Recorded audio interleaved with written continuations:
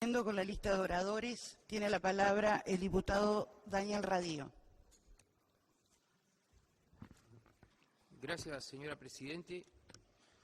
Me sumo a la bienvenida al señor ministro, al señor subsecretario y a los calificadísimos miembros del equipo de trabajo de la Cancillería. Pablo Vázquez es un compañero de la vieja guardia, un militante de la Juventud Demócrata Cristiana desde las primeras horas, que por razones de trabajo está viviendo en Caracas, junto a su esposa Farata Aguilar, otra compañera militante de las horas difíciles. Hace muy pocos días me escribió un correo que me voy a permitir leer muy parcialmente. Venezuela nos duele y nos da miedo a todos los que vivimos aquí. Nos asusta lo que pasa en las calles, la represión desbocada, la falta de leyes, jugarse la vida en cada esquina, pero nos asusta y nos duele más lo que pasa cuando la calle se calla. Y sigue contándome cosas de las que no voy a abundar detalles, o meramente dice: hoy Anet, la dueña de la librería, le disparó a su nieta de 9 años y luego se suicidó. Hace tiempo está desesperada, entre otras cosas, porque no conseguía el anticonvulsivante. La niña sobrevivió. Me cuenta otros casos que no voy a leer: una señora conocida de ellas con cáncer de mama sin tratamiento, una funcionaria de salud pública que renunció a su cargo porque no soporta más la impotencia de la muerte de pacientes por falta de los medicamentos más básicos. Estoy hablando de insulina, broncodilatadores, antibióticos, el aumento en los casos de difteria y de malaria, el fracaso absoluto de los planes de vacunación, que no llegan ni al 40% de los niños. Y termina su mensaje diciéndome: lo que más me ha impactado fue escuchar a una doctora por la radio después de contar que no hay broncodilatadores desde hace más de un año y que tenía que advertirle a los asmáticos que no vayan a las protestas porque no hay tratamiento, y que si la represión es en su calle traten de cerrar todo, no salgan y recen para sobrellevar el broncoespasmo que provoca esa arma química que día tras día inunda toda la ciudad. No te puedo describir cómo me sentí al escuchar a un médico llorar diciendo que solo puede recetar oración. Venezuela está sumida en una crisis sin precedentes. En los primeros años del régimen, su máximo dignatario recorrió el continente con su billetera repleta de petrodólares para tratar de comprar algunas voluntades, al menos las más baratas, y vaya si lo consiguió. Hoy la economía vive su crisis más profunda y el pueblo venezolano se hunde en la miseria, con desabastecimiento de productos de primera necesidad, con el déficit fiscal más grande del continente en el entorno del 20% y con una caída en picada del Producto Interno Bruto, donde la participación estatal ha burocratizado las empresas productivas, donde la irracional regulación de precios generó la paradójica situación que es más caro producir que vender, lo que trajo aparejado que hoy la producción está en el orden del 20% de la capacidad instalada, donde faltan insumos, donde no hay dólares, con un sistema financiero desquiciado, con una inflación por encima del 500% anual, que genera una avidez de consumo de lo que sea porque lo que no se gasta se evapora, con tasas de interés ridículas comparadas con la inflación y con previsión de ahorro en moneda extranjera, con 3 tasas cambiarias oficiales y una paralela con diferencias abismales que hacen que un dólar pueda valer 10 bolívares o 5.000 bolívares. Según las encuestas de hogares de las universidades más importantes, la pobreza ha escalado el 76%. Hace 18 años era del 55%. En los servicios públicos, que son muy baratos, nadie invierte y no hay mantenimiento. La luz se corta todos los días durante horas y con suerte algunos días llega agua. Hay 25.000 muertes por año violentas, con una tasa de homicidio de 62 cada 100.000, la segunda más alta de toda América. Ninguna guerra hubiera dejado el tendal de angustia y desesperanza que han dejado estos gobiernos. Un país que sigue expulsando gente calificada. Solo la Universidad Simón Bolívar ha perdido 500 docentes por emigración. El señor ministro de Relaciones Exteriores de nuestro país, aquí presente desde el Palacio Santos, ubicado en nuestra principal avenida, a 7.300 kilómetros del centro de Caracas, concede 2 permisos de residencia todos los días para ciudadanos venezolanos. Ya no cabe ninguna duda que a esta situación que hemos llegado por obra y gracia de un gobierno que, por decirlo menos, es incapaz de hacerse cargo del manejo de la economía de este país, y digo por lo menos porque cuando caiga la dictadura y se abran las compuertas de la información y el tiempo haga su obra y ponga luz en las tinieblas, tal vez nos enteremos de que no solamente se trató de un problema de capacidad. Y entonces el gobierno venezolano, como si no se tratara de un régimen que controla todos los resortes del poder, como si no tuvieran bajo su control a la totalidad de los organismos del Estado, excepción hecha de la Asamblea Nacional, que a esta altura es como el único alvéolo que le transfiere un poco de oxígeno al tejido social, entonces el gobierno venezolano intenta sacudirse los abrojos y traspasar responsabilidades, y para ello crea fantasmas, difunde rumores, distribuye culpas y socializa miedos. Pues bien, señora Presidente, si alguien quiere seguirles el juego y tratar de esparcir la peregrina idea de que en realidad quienes usurpan el poder en Venezuela no son los protagonistas del increíble deterioro de la economía en un país con una potencialidad inconmensurable. Si alguien quiere ser benévolo con los culpables directos de la crisis y excusarlos de alguna de sus responsabilidades, habrá que recordarle que en todo caso, la enorme lucidez de la que hacen gala para dibujar presuntas conspiraciones no la han tenido luego de 18 años de gobierno continuado, manejando, insisto, todos los resortes del poder para tratar por lo menos de revertir las tendencias en una sociedad que se hunde en la miseria y que se está llevando consigo la vida y las esperanzas de todo un pueblo. 18 años de aferrarse al poder, expertos en traspasar las culpas e incapaces de encontrar soluciones a una crisis que se profundiza día a día. Y esto ha conducido consistentemente al aislamiento cada vez mayor de los tiranos que hoy desgobiernan Venezuela. Venezuela vive una crisis institucional indisimulable, lógicamente. Solo un incauto podría afirmar que en Venezuela funcionan los tres poderes, después del intento de usurpar las funciones de la Asamblea Nacional, o antes, porque cualquier distraído advierte que el gobierno de Nicolás Maduro no se siente obligado a dar cumplimiento a las resoluciones que emanan de la Asamblea Nacional, esto es, a las leyes. Y entonces, la gente intenta caminos civilizatorios y vota, y elige una Asamblea Nacional con abrumadora mayoría opositora y espera, y pone la firma para solicitar un referéndum revocatorio y vuelve a esperar. Y se viola la Constitución, se le estafan las esperanzas de la gente y el referéndum nunca se convoca. Y entonces la gente sale a la calle y se la reprime. Y entonces Fuenteovejuna pierde el miedo. Ya no tiene miedo, ahora el que teme es el tirano, que solo con su soledad reprime más y más.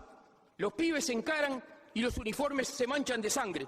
Hoy una vida, mañana también. ¿Cómo se puede ser tan insensible para intentar disimular la barbarie de un dictador acorralado? ¿Cuáles son los intereses que nos impiden llamar a las cosas por su nombre? ¿Son solamente intereses políticos? Y si es así, ¿por qué? Esta pregunta, que seguramente no va a llegar a todos con la misma intensidad, yo quisiera que llegara por lo menos a aquellos que intuyo que están pensando cosas parecidas, pero que no se expresan. Yo me hago cargo de que en el año 1999 yo integraba una colectividad política y le pedía el voto a la gente con una publicidad con la carita de Hugo Chávez y reclamábamos, decile chau. ¿Qué es lo que pasó en el medio para que cambiáramos de parecer? ¿Por qué hay dirigentes políticos de este país que concurren a foros internacionales a decir la verdad? Que en Venezuela hay una dictadura que no respeta los derechos humanos, pero que aquí, en esta casa, con su voto negativo, no han permitido que este Parlamento pueda expresar su solidaridad a nuestros pares venezolanos. ¿Por qué a nuestro país le cuenta tanto decir la verdad acerca de Venezuela? A llamar a las cosas por su nombre. ¿Por qué nos ponemos tan sutiles a la hora de definir la dictadura venezolana? Porque Uruguay no tendrá espíritu sancionatorio. Pero yo quiero recordar que todavía no se secó la tinta de la firma por la que suspendimos a Paraguay del Mercosur, para meter a Venezuela por la ventana cuando el doctor Luis Almagro era el ministro de Relaciones Exteriores del gobierno del Frente Amplio, un poco antes de que lo promovieran a la Secretaría General de la Organización de Estados Americanos. En lo que fue la más grave herida institucional, así la definió con una claridad meridiana el actual ministro de Economía, contador Danilo Stori, que por aquel entonces era el vicepresidente de la República, la más grave herida institucional que fue inferida al Mercosur por la barra de los presidentes amigos que supimos integrar y que reeditaron la Triple Alianza con el Paraguay. Lo de Paraguay fue un atropello. ¿Por qué, en cambio, la suspensión de Venezuela se produce con la abstención de nuestro país? ¿Es que con Paraguay estamos muy seguros y con Venezuela tenemos dudas? ¿O es que solo somos guapos con Paraguay en este país? ¿Otra vez? ¿Es que nunca le vamos a perdonar a Paraguay que haya sido la tierra que eligió José Artigas para morir y que lo tuvimos que traer muerto porque vivo no quiso venir? ¿Alguien lo tenía que decir alguna vez en esta casa? Allí no tuvimos dudas para afirmar que hubo un quiebre democrático y aplicar el protocolo de Ushuaia. Allí no nos tembló la mano para firmar. Y todavía aquí quisimos acordar, o mejor dicho, acordamos Ushuaia II, que es claramente intervencionista y que propone hasta el cierre de fronteras de los países donde se quiebre la democracia y que acá en esta Cámara se aprobó con los votos del oficialismo y que si no está vigente es gracias a la hermana República del Paraguay. ¿Es que nadie se preguntó alguna vez para qué entró Venezuela al Mercosur? Si en este periodo Venezuela ha demostrado ser el país con menor vocación integracionista. Primero se retiraron de la Comunidad Andina de Naciones, el Pacto Andino, luego se fueron de la Corte Interamericana de Derechos Humanos y ahora se quieren ir de la Organización de Estados Americanos. ¿Nada les viene bien? ¿Alguien se preguntó alguna vez para qué entró Venezuela al Mercosur? Para nada, ni ellos saben a qué entraron. Su ingreso se trató de otro gesto minúsculo del Club de los Presidentes, procurando un espaldarazo al gobierno venezolano en su peripecia política interna. Y luego tuvimos la posibilidad de enmendarlo, aunque fuera en parte, y no lo quisimos hacer. Nunca debimos haber permitido que Venezuela asumiera la presidencia pro tempore del Mercosur. Al hacerlo, intensificamos la crisis del Mercosur, vaciamos más de contenidos. El acuerdo regional ya devaluado, pusimos al frente un presidente que insultaba a sus presididos y llegamos al absurdo de tener en agosto del año pasado en Montevideo 2 reuniones del Mercosur en días consecutivos que no se reconocían mutuamente. Nosotros estamos convencidos, señora Presidente, que Venezuela tiene un gobierno dictatorial. Y por lo tanto hace rato que venimos reclamando que nuestro país tenga conductas consecuentes, señalando con la relevancia que corresponde las violaciones a los derechos humanos que ya no necesitan ser demostradas porque son evidentes y porque el silencio mantenido al respecto supera los límites de lo políticamente aceptable y porque tenemos una deuda histórica con Venezuela. Desde que aquel país rompió relaciones con la dictadura uruguaya cuando nosotros éramos los que demandábamos la solidaridad internacional. Hay que tener dignidad y consistencia lógica, política y moral y ser consecuentes porque, como hemos afirmado en más de una oportunidad, la solidaridad no se agradece, se retribuye. Y en ese sentido vamos a reiterar en particular una demanda que hemos hecho pública desde hace algunos meses y es la necesidad de que Uruguay revise su participación en Telesur. Alguien en la Cancillería se ha tomado el trabajo, no digo de mirar el canal porque podría ser dañino para la salud, pero por lo menos de revisar los contenidos de la página web. Es la página oficial del gobierno venezolano, es su Dirección Nacional de Relaciones Públicas, es la DINARP, y entonces seguimos sin entender de qué Uruguay, a título de qué Uruguay participa y se ensucia, y se involucra, y se hace cómplice del abuso desinformativo de la Agencia de Prensa y Propaganda de la dictadura venezolana. Hace algunos meses, el músico y colega médico Jorge Drexler recomendó la lectura de una carta de su prima venezolana, hija de exiliados políticos de la dictadura uruguaya, en la que también relata la situación de Venezuela. Dice en una parte: en este momento en las calles de Venezuela está ocurriendo una tragedia. No es que hay disturbios y la policía antimatines dispara bombas lacrimógenas y muere alguno.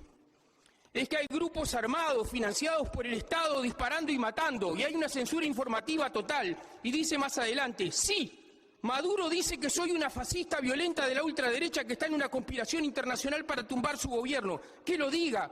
Yo mañana vuelvo a salir con los muchachos a exigir que el gobierno desarme a los colectivos, a decir que las calles son nuestras, a recordar que una estudiante murió con una bala en la nuca, a darle fuerza a la otra que perdió un ojo. Es así, señora Presidente, es como demasiado fácil enunciarlo. Todos los días en Venezuela hay un muerto en las movilizaciones. Ayer, hoy y mañana. En las calles de vaya a saber qué urbanización de Caracas o frente a vaya a saber qué universidad de Venezuela están matando a Juan, a Pedro, a Diego, a Liber, a Hugo o a Susana y nosotros habremos callado, y lo digo con autocrítica, porque esta casa también se cayó. Señora Presidente, la República Bolivariana de Venezuela por estos días tiene muy poco de república, pero mucho menos tiene de bolivariana. Simón Bolívar ha dicho que el país donde uno solo ejerce todos los poderes es un país de esclavos. Maduro es un déspota acorralado que nos está prometiendo un baño de sangre y lo viene cumpliendo. ¿Y desde cuándo, señora Presidente, un grupo de militares aterrorizados, aferrados al poder como único objetivo, con uñas y dientes, sosteniendo un régimen en donde para reprimir con mayor dureza al pueblo y continuar sembrando el terror, pululan los colectivos parapoliciales, donde cada vez que un dirigente político adquiere algún nivel de visibilidad pública se le proscribe, las protestas pasan a ser juzgados por tribunales militares, donde las cárceles se llenan de estudiantes y de periodistas, donde con total desparpajo se inventan causas insólitas que los propios fiscales han llegado a denunciar como falsas para intentar justificar la existencia de presos políticos. ¿Desde cuándo, señor Presidente, un grupo de militares miedosos en su soledad violando los derechos humanos son revolucionarios? No bastardiemos más el concepto de revolución. Ya no le entreguemos el rótulo de revolucionarios a un grupúsculo encaramado en el poder que solo procura mantener sus privilegios. Cualquiera que se aproxime con un mínimo de rigor a observar la realidad venezolana sabrá inmediatamente de qué lado están las fuerzas reaccionarias.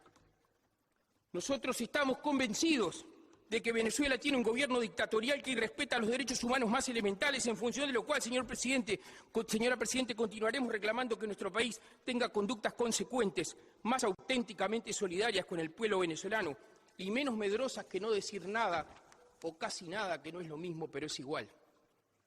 Y por eso tenemos la intención manifiesta de que esta Cámara respalde expresamente aquellos gestos y aquellas declaraciones del gobierno uruguayo en donde, en conjunto con otras naciones de la región, donde se llama las cosas expresamente por su nombre, constatando la ruptura institucional,